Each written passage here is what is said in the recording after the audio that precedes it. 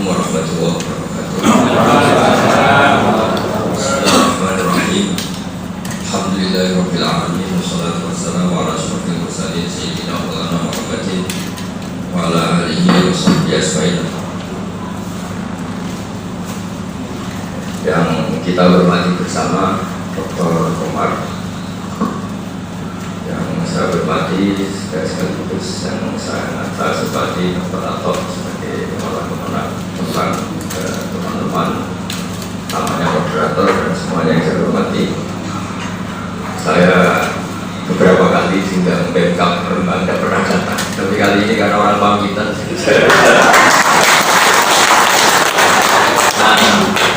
sebetulnya saya datang diundang itu bukan karena sombong atau angkuh. Memang saya ini kan penganut ilmu sufi, jadi merasa nggak dibutuhkan. Jadi saya ini dihimpit dua dosa, kemana saja dihimpit dua dosa. Kalau saya hadir di yang mengundang, saya meninggalkan santri ya dosa. Kalau tidak datang juga dosa karena mengecewakan yang undang. Jadi saya harus memilih dosa mana yang paling kecil. Itu yang nggak disadari orang-orang, karena saya ini kan penganut fikih ekstrim. Saya ini penganut fikih ekstrim. Jadi zaman ibu saya masih sugeng itu yang undang atau kriminal. Karena ibu ini utama spesial. Kata Nabi, siapa orang yang harus saya perhatikan? Umuka, siapa lagi umuka sampai 3 kali, baru abuka. Lalu ada orang yang undang serampangan, undang saya ke Jakarta kemana-mana, padahal ibu saya itu sakit sudah. Itu rata-rata ya ngotot, karena mungkin nggak saya populer, saya bilang saya ini kiai nggak tertarik sama populer, itu hukum. Kalau kamu merayu lagi tak usir. Jadi sebetulnya itu nilai-nilai fikih yang harus dipertahankan. Indonesia ini menjadi begini. Kalau prestasi ya kita prestasi juga karena fikih. Kalau jatuh ya kita untuk jatuh ya juga karena fikih. Misalnya hubungan kita dengan negara, fikih itu mengharuskan hubungan memberi. Jadi di mana-mana itu puja-puja agama itu ya aliyadul ya berun ya disublah bahwa posisi memberi itu lebih baik. Tadi saya jagungan sama Dr. Umar mulai tadi malam terus sampai sekarang. Nah, ada 6 nilai mau ditonjolkan, mau dikampanyakan, mau disosialisasi. Di antara nilai itu yang 6 itu saya sebut 3, yaitu keislaman, keindonesiaan, keilmuan. Dulu buyut-buyut saya sering cerita, kamu nggak apa-apa mondok Mekah, mondok Medina, mondok Mesir, tapi tetap saja yang hidup di Indonesia itu pohon kelapa. Jadi kita secara keilmuan bisa menganggap kurma itu lebih segalanya dari segi gizi dan sebagainya. Tapi tetap saja yang hidup di Indonesia itu adalah kelapa. Artinya kultur anak itu harus disesuaikan dengan kultur apa? Indonesia. Karena yang hidup itu pasti nilai-nilai Islam. Dan itu pula yang dikampanyakan Mbah Mun. Beliau sering ngendikan bahwa arsalna min rasulin ila bilisani kaum. Jadi seorang rasul diutus pasti dengan kultur dan bahasa kaum setempat. Tentu pengecualiannya adalah hal-hal yang dilarang agama. Ketika keilmuan, saya sering kecewa dengan tradisi yang salah karena tidak menjaga ilmu. Jadi ini saya beri contoh detail ilmu. Sebetulnya menvonis orang kikir atau medit kalau bahasa Jawa itu kalau di ilmu tasawuf gak ada. Ilmu tasawuf tidak pernah kritik medit atau kikir atau sombong itu gak pernah. Yang dikritik ilmu tasawuf itu tamak. Saya nggak akan bilang Pak Ato ini kikir atau medit kalau saya ada pernah utang atau tidak punya kepentingan. Tapi gara-gara saya mau pinjam uang atau punya kepentingan dan beliau tidak mengabulkan, terus saya vonis medit. Jadi di ilmu tasawuf itu nggak ada kritik terhadap bakhil atau kikir. Yang dikritik itu tamak, karena menghukumi orang lain medit itu mesti dari tamak. Kalau Anda tidak berkepentingan, maka tidak akan memvonis orang lain itu kikir. Ini namanya keilmuan. Jadi sama, sombong juga gitu.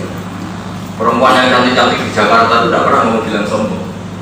Tapi tetangga kamu sengaja pas-pasan gara-gara berayu lagi kamu darahnya semua. Karena apa? Kamu punya kepentingan. Jadi yang dikritik di ilmu tasawuf itu kepentingan, tamak. Nah itu namanya keilmuan. Begitu juga saya kalau juga nggak mau dia kecewa. Dia kecewa karena punya kepentingan undang. Dia tidak tahu kalau saya merugi berarti saya mengabaikan fikih yang ekstrem tadi. Saya harus meninggalkan ibu, meninggalkan pondok. Ini sekaligus maklumat dan pendidikan bagi yang undang saya, sekaligus dia mau belajar fikih. Jadi itu keilmuan. Jadi keilmuan itu penting sekali. Saya tadi malam bilang ke Pak Umar bahwa madrasah ini sudah luar biasa, termasuk ikut kompetisi matematika, fisika, dan bahkan bikin robot. Tapi saya bilang sebetulnya khazanah kita cukup untuk itu. Saya pernah cepet-cepetan ngitung matematika sama pakar matematika di Jogja. Itu rata-rata pesantren tidak kalah. Bahkan kadang kita lebih cepat karena nggak usah progratif. Saya berkali-kali menyontohkan kalau dalam bab zakat, misalnya zakatnya perdagangan itu didasarkan rubul usyur. Kalau orang-orang matematika membahasakan 2,5. Kalau kita bahasakan hanya rubul. Rubul itu 1/4, usyur itu 1/10. Jadi kalau dalam matematika Arab itu bertahap. Jadi sehingga nggak usah pakai pulpen, nggak usah pakai kalkulator, ya tetap tetap. Jadi misalnya 1 juta, itu usulnya berapa? 100. Setelah 100, 1/4-nya berapa? 25. Nah 25 itu banyak ahli mengatakan 2,5%, tapi kita mengatakan rubul usyur 1/4 dari 1/10. Jadi nggak usah nulis, ya sudah aja 1 juta, ngambil usurnya 100, ngambil 1/4-nya 25. Misalnya zakat pertanian ya gitu. Kalau tidak dibiayai yang tinggi, tidak dengan pembiayaan, zakatnya apa? Usyur. Tapi kalau dibiayai, zakatnya nisful usyur. Ya itu saja, berarti kalau 100 kilo, usurnya berapa? 10 kilo. Nah, nisful usyur kalau berarti 5. Nah, terus mereka bilang itu 1/10 sama 1/20. Tapi kalau Islam atau matematika Arab bilang apa? Usyur berarti 10 atau nisful usyur berarti 5. Nah, kalau matematika di sana kan bilang itu 1/10 atau 1/20. Harus pakai korogabe. Kalau matematika Arab itu lebih gampang. Nah, khazanah ini nggak boleh hilang. Begitu juga ilmu falak, ilmu astronomi itu tanpa pakai perangkat teknologi orang bisa tahu gerhana itu kapan, lama gerhana itu sampai kapan, sekian menit, tingkat gerhananya begini, terus yang kena gerhana sisi ini, karena itu bisa dihitung. Waladhi ja'ala syamsa diya awal qamara nura wa qaddarahu manazila li ta'lamu adada sinina wal hisab. Terus yang terakhir, karena saya memang sudah pamit sama Pak Anton, saya besok hanya 1/4 jam. Ini sudah untung-untungan. Yang terakhir masalah sistem sosial. Saya itu terkenal istiwa Tabuk. Tabuk itu perang besar karena Nabi menghadapi pasukan Romawi. Jadi perang antar negara. Itu dulu nggak ada menteri keuangan, nggak ada Menhan, nggak ada apa. Adanya ya sistem sosial. Tapi menjadi murah karena apa? Yang miskin pun menyumbang.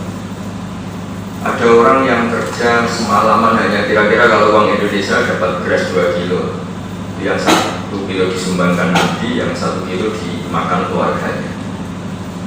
Sehingga orang-orang munafik itu mencibir apa faedahnya 1 kilo untuk perang besar seperti ini. Tapi tadi kalau dihitung 3.000 orang miskin menyumbangkan 1 kilo, itu berarti terjadi 3.000 kilo.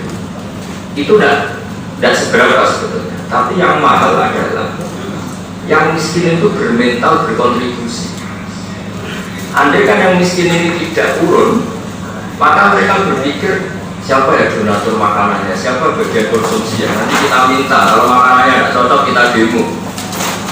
Karena mentalnya ingin mendapat. Kalau lagi mentalnya ingin mendapat. Tapi kalau mentalnya ingin memberi, jadi karena ingin memberi 1 kilo dan memberikan 1 kilo, andai kan makanannya itu kok 3 hari habis, wah, ya sudah habis dong, kita hanya urun 1 apa gitu. Tapi kalau tidak urun, bermental lama, bagian konsumsi siapa ya? Pak Umar di Malaysia banyak telurnya hanya tempe, sudah tidak urun apa? Demo. Jadi orang tidak urun itu efek psikologinya, efek mentalnya, efek karakternya itu panjang. Nah, sekarang kita merdeka. Negara sudah baik, saya nyumbang. Oke, negara baik. Tapi masalahnya kalau ini jadi mental itu ya repot. Dulu Indonesia bisa merdeka itu barokahnya yang miskin pun urun. Tentara-tentara itu kalau di kampung-kampung sing bewi urun kuwi sing ditelo, bahkan membiarkan tentara nasional memanfaatkan kebun yang ada.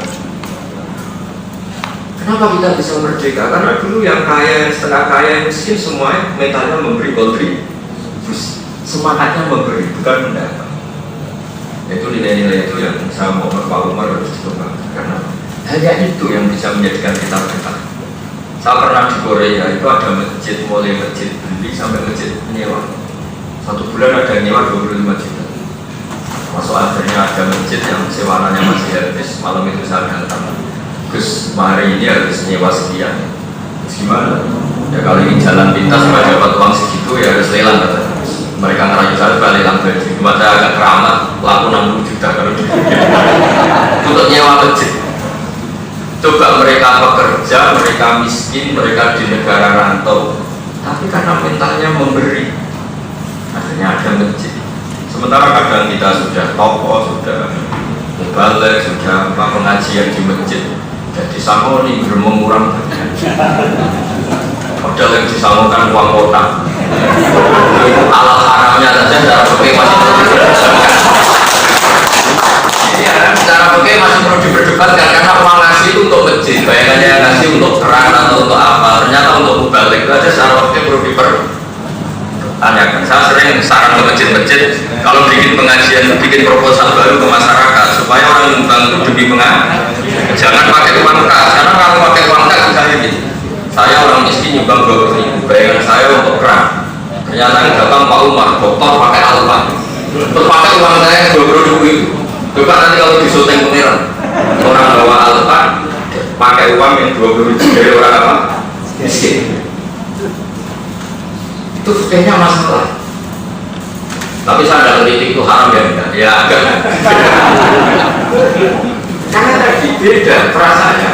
Itu kalau di Bapak itu sampai ada apa tasarruful nadir itu boleh bertasarruf itu ala niatil waktu sesuai niatnya yang memberi. Ketika belum ada pengajian niatnya yang memberi, bayangkan ya uang dipakai keran yang copot atau apa, dia tidak pernah membayangkan uang itu dikasihkan orang yang datang pakai alfat, pakai pengawal. Jika saran saya masjid-masjid yang bikin pengajian itu bikin proposal apa baru atau sumbangan baru sehingga jelas memang dari awal peruntukannya seperti itu. Bahkan dalam mazhab Fathul Mu'in itu ekstrim. Masjid yang dibikin orang Malikiyah itu gak boleh dipakai orang Syafi'iyah, sampai ekstrimnya. Dulu saya kalau masa segitunya. Tapi saya ada sependapat dengan statement itu. Tapi ya kalau dalam konteks agak-agak serius itu memang mungkin. Misalnya begini, saya NU misalnya atau saya Muhammadiyah. Bayangkan masjid itu ya dipakai umumnya orang. Ternyata dipakai kelompok yang setiap orang ke situ itu dicuci. Sama yang kaget, masjid kok begitu, kok pilih-pilih yang sholat ya. Kira-kira wakilnya tersinggung nggak kalau masjidnya diperlakukan seperti itu? Jadi meskipun kita tidak sependapat dengan statement yang ada di kitab itu, karena itu juga kata Fathul Mu'in hanya pendapat sebagai ulama. Tapi kadang-kadang itu ada benarnya. Misalnya saya nyumbang madrasah, bayangan saya madrasah MTS itu ya sekolah normal jam 1 pulang, ternyata full day sehingga anak-anak ini nggak bisa bantu ibunya. Kan terus saya kaget. Bayangan saya itu dari sekolah mendapat ilmu yang terus baik sama orang tuanya, itu juga gara-gara sekolah mengabaikan orang tua. Mesti kaget. Ya sama itu. Misalnya saya orang yang saya anti maulid. Nyumbang masjid, ternyata juga mulut-mulut terus, mungkin saya juga beremu. Tapi sebaliknya, saya pro maulid, nyumbang masjid dipakai orang-orang yang mengharamkan maulid. Mungkin menurut saya gentayangan. Mau misalnya bikin masjid, bayangkan ada maulid, terus dipakai orang yang maulid itu kita kecewa gak kira-kira. Jadi saya bukan cerita kelompok, tapi cerita hukum bahwa tasarrufun nadir itu berdasar niatnya wajib. Nah ini memang agak ekstrim dan makanya saya tadi bilang seperti saya itu agak ekstrim, tapi bukan ekstremis, ekstrim dengan ekstremis berbeda.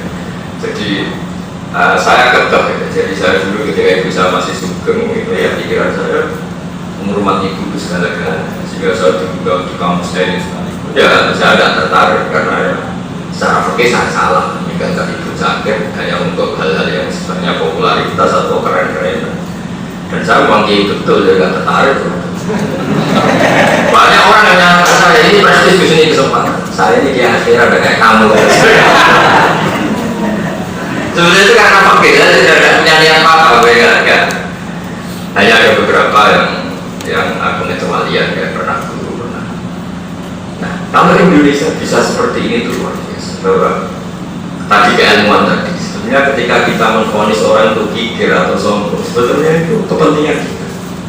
Kita tidak pernah orang cantik yang di Jakarta kita bilang sombong karena dia nggak ada urusan dengan kita. Kalau sampai kita bilang sombong karena kita punya kepentingan tidak kesam. Orang yang kaya di Jakarta tidak pernah kamu bilang kikir karena kamu tidak pernah utang mereka. Tapi sombong mesti suka pas-pas. Kue utang rawol yang lima, padahal rawol yang untuk utang atau bayar. Jadi itu kenapa itu tasawuf di tasawuf itu ada kritik orang kikir atau kritik orang sombong. Jadi itu pasti tahu. Itu contoh keilmuan. Jadi lalu kalau tanya apakah memang kikir itu buruk? Ya buruk sekali, sangat buruk. Tapi masalahnya yang kamu vonis kikir itu belum pasti kikir, tapi bisa saja dia sangat fakir. Misalnya gini, Pak Ato ini teman saya karena beliau ketua Kemenang, utang saya itu misalnya mau beli Innova. Atau saya utang Pak Ato saya pinjam uang saya ini biaya besar, saya kan utang untuk beli Innova. Jadi sudah selera. Sementara Pak Ato tidak ngasih, saya punya uang Gus, tapi ibu saya sakit. Saya punya uang tapi kampung saya sudah membangun masjid. Sebetulnya tidak memberi ini karena fakir, ada alam falah, ada prioritas.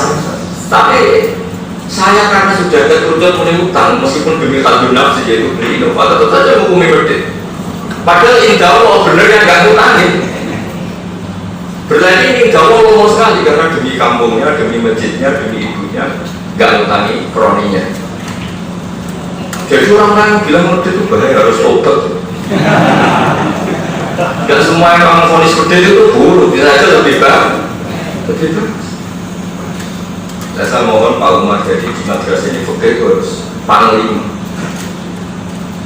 Saya kan termasuk kiai keren, sering ditawari orang umroh gratis ini. Hingga detik ini saya masih belum mau, padahal saya sering. Saya juga haji juga. Bukan karena saya menolak haji, pikiran saya sederhana.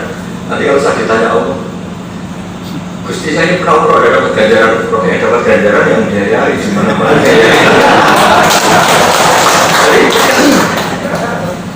Makanya bangun itu kalau ada orang haji karena apa?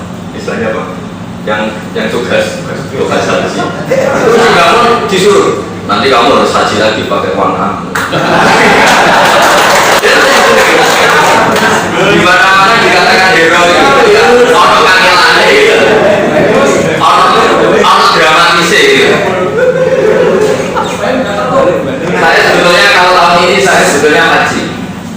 Karena ada pandemi itu saya diminta terus tahun ini karena ada pandemi kalau Indonesia boleh haji dengan yang ini biar orang dari haji oke ya karena ini heroik musim pandemi kok nekat kok sebenarnya tahun kemarin kalau haji sama haji untuk nantang-nantang gitu lah untuk nekat itu biar agak nekat ya jadi ternyata gak ada itu oke jadi saya mohon oke ini sekarang enggak ambil zakat itu juga kayak musabi orang kalau gak terima kasih tersinggung padahal dia hanya nyampaikan yang dapat pahalanya yang enggak dia banyak. Nah biasanya itu pejabat negara itu hanya bagi-bagi tapi kalau orang nggak terima kasih tersinggung gitu makanya kalau Pak Umar ini zakat menyampaikan uang negara atau apa ya yang dari negara itu berapa ya ditambahi uang pribadi jika nanti ditulis Allah itu tidak membagi amal tapi memang amal bukan distributor memang dia yang jadi ini fakir itu harus jadi panglima. Jadi Indonesia itu nanti kalau baik ya karena fakir, kalau jatuh juga karena mengabdikan apa. Saya itu sering diundang pakar-pakar di Jogja di Jakarta, saya sering datang. Karena undangan dalam konteks solusi untuk bangsa ini.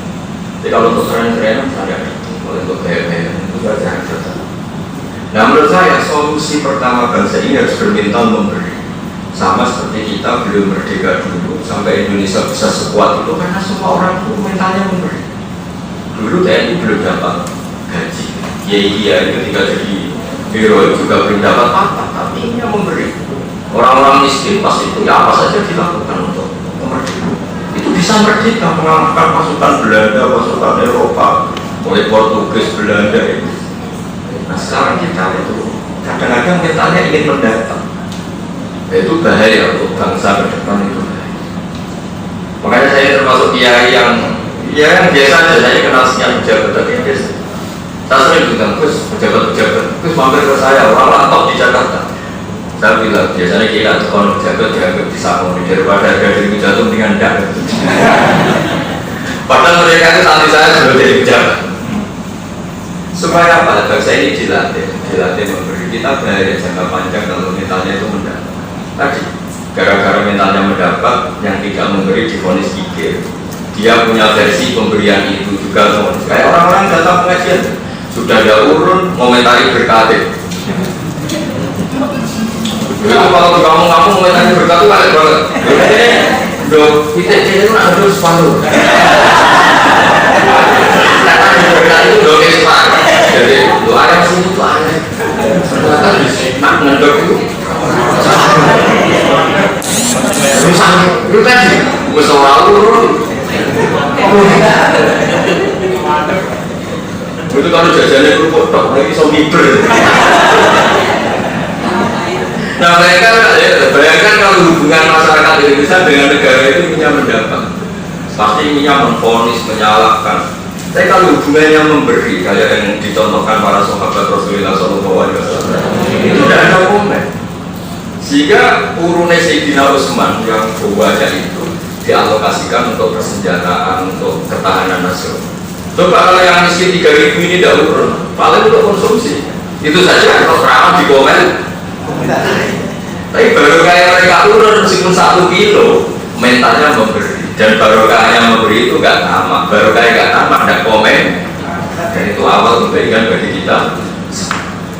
Jadi sama ada edukasi mental. Ini sangat prinsip. Kita berkeluarga itu, kamu punya istri.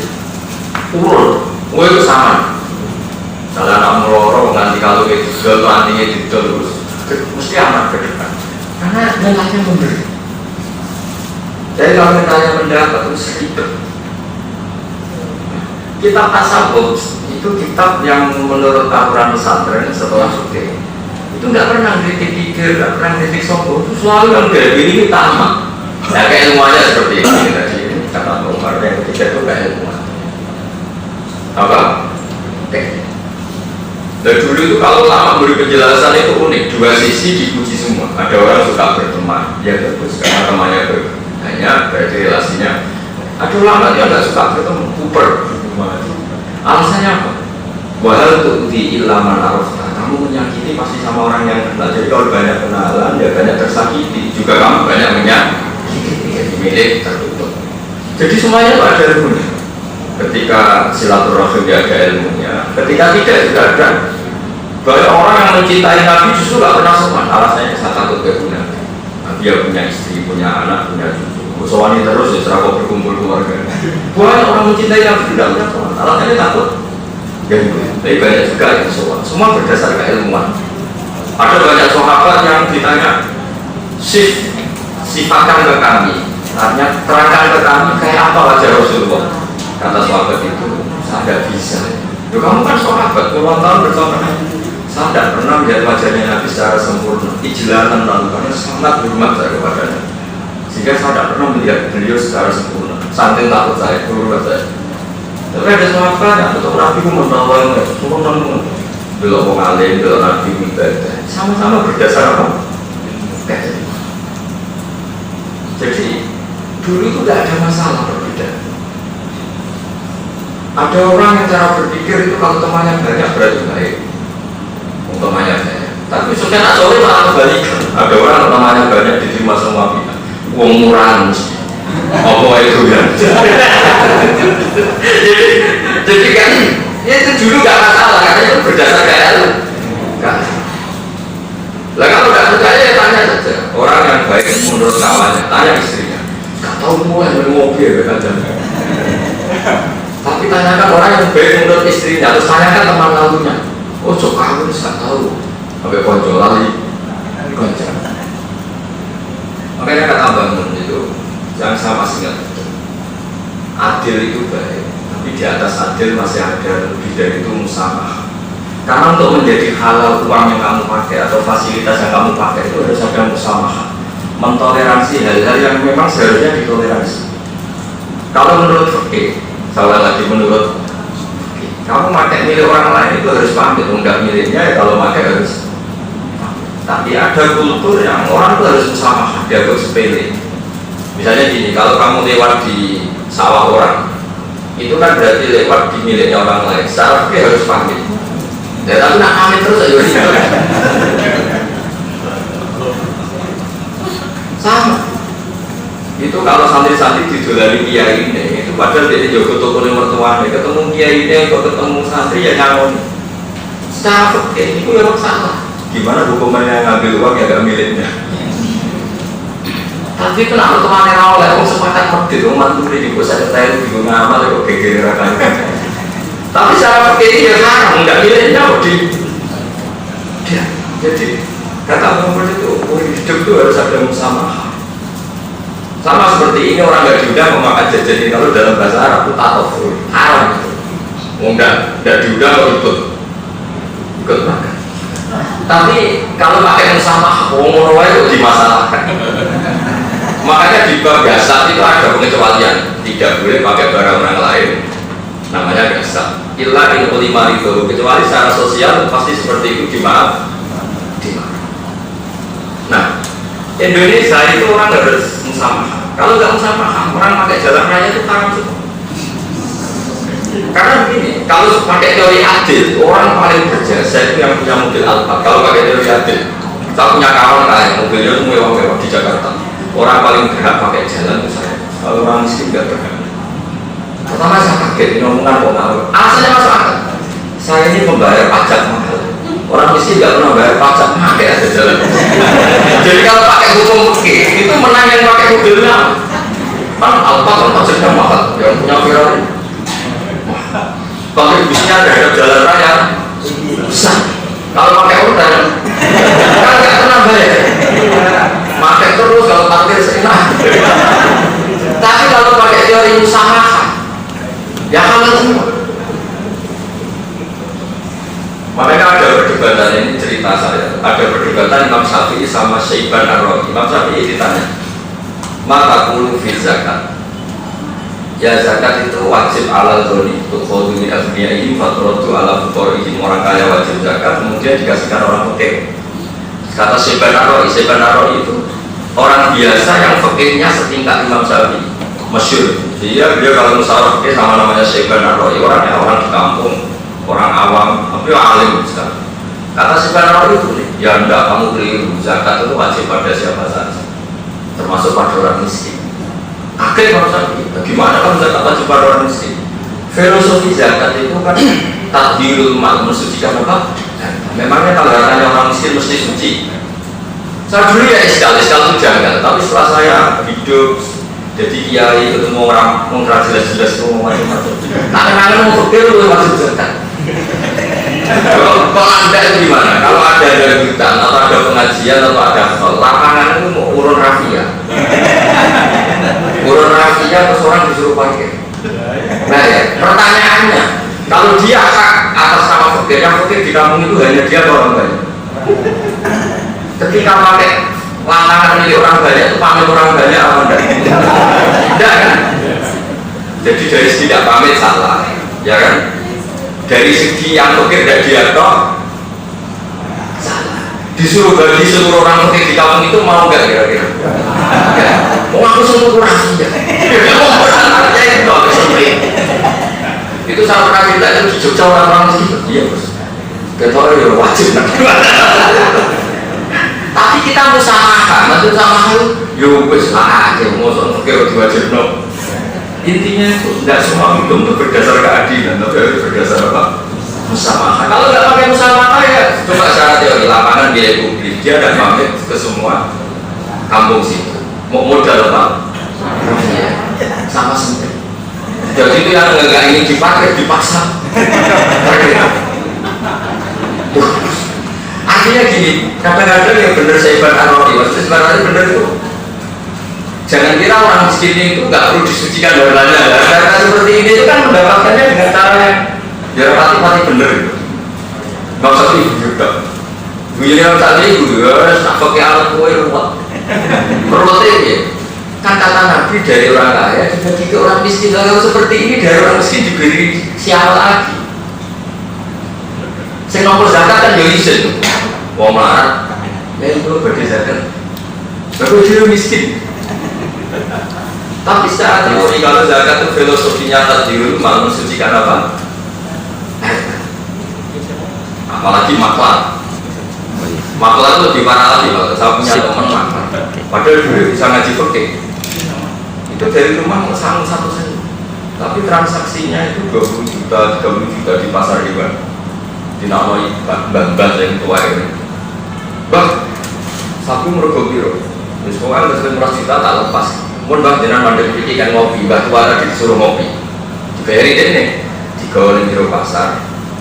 Tadi kan minta 10 juta, nak payu 12 juta ya tidak, terus bayar ke 10 juta, dia bayar dong. Tapi nak orang angkat payunya 20 juta, 1 juta, gak ngangkat kan gombalnya. Maklar itu dikritik oleh fikih itu karena nggak mau bersih, nggak mau bersih. Tapi kamu benci orang ini orang miskin. Korbannya juga orang miskin. Coba misalnya Mbak tadi bilang, soalnya 10 juta tak lepas. Ternyata dibawa ke dalam pasar, nilainya 15. Kira-kira sama si maklar tadi Mbak Sepuh dikasih 15 juta atau 10 juta? 10. Sekarang pertanyaannya di secara fikih. 15 juta itu nilai sapi apa nilai omongannya dia? Ya udah nilainya sapi kan tetap. Artinya orang yang membeli itu 15 juta berdasar kualitas sapi ini. Gemuk, ganteng lah kira-kira sapi kan gitu. Artinya 15 juta ini Mbak Tua itu punya enggak? Ikut kan? Karena samanul mati 15 juta ini samanul mati, harga dari barang yang dijual. Tapi kira-kira mau nggak maklar ini ngasih 15 juta? Ya. Lah kali ini kira-kira wajib zakat atau orang? Mau mulai juga lewat produk-produk nakali. Nah ini makanya kata Syekh Ar-Rawi ketika ditanya Imam Syafi'i, mata dulu di zakat. Apa pendapat kamu tentang zakat? Ala Rawi sesuai pendapat saya, pendapat kamu. Dari Imam Syafi'i, ya pendapat kamu, kalau pendapat saya sudah tahu sendiri. Kata Syekh Ar-Rawi, alal ghani wa alal fakir. Kalau saya zakat itu harus dilakukan orang kaya juga orang miskin. Kenapa? Ya memangnya kalau orang miskin hartanya pasti suci. Ya kan suci kayak tukang parkir, lapangan yang mau ngakir, mau urun rafia. Lalu lucunya lagi, misalnya ada orang fakir 1 jam lagi datang, aku berarti enggak itu satu parkir, lo mau berpikir. Kalau kalah bisa kan ya kalah. Ya kalah. Nah itu supaya orang fakir dengar semua, kalau kamu juga wajib zakat. Cuma dimaafkan oleh syariat, makanya ini musamah. Jadi hukum itu jangan hanya adil, tapi harus ada apa? Nah, kalau nggak ada usaha semua orang yang kalah, misalnya saya pinjam, Pak Umar pinjam teleponnya, itu punya pinjam apa minta? Pulsanya kan kalau di mana-mana revisi minjem tuh, barangnya utuh, ya kan? Bolpen, pinjam apa minta sebetulnya? Minta kan? Korek api, banyak kalau menurutin. Makanya pesannya bangun, hukum fikih itu jangan hanya adil, tapi apa? Besar. Makanya dari musamah itu disebut apa? Illa antakuna tijaratan antara timingku. Sampai dibelajarkan fikih arido sayyidul ahkam. Pada akhirnya hukum tertinggi itu saling legowo. Misalnya kita yang memangkokkan lapangan atau pemerintah desa, ya sudah legowo saja sama orang miskin yang memanfaatkan itu dipakai apa? Parkiran, terus biar mereka dapat uang. Kalau seperti hukum formal ya izin dulu macam-macam, terus konsensus dulu satu kampung. Jadi makanya ini apa? Saya mohon maaf karena di sini saya langsung pulang karena saya di rumah banyak tetap disebut Pak Tok Husnul Khotimah. Versi itu versi negara, ada versi Tuhan. Kalau versi Allah itu ya tugas manusia itu akan terus minal mahdi ilal ahli. Enggak boleh Ini pensiun formal nggak boleh, tapi jenengan terus pensiun terus ngomong dengan orang. Ini yang versi negara. Karena negara kalau nggak ada pensiun uangnya jebol. Jadi ya sudah tetap biasa aja, saya itu tetap berbakti, tetap yes, di istana untuk pertimbangan. Assalamualaikum warahmatullahi wabarakatuh.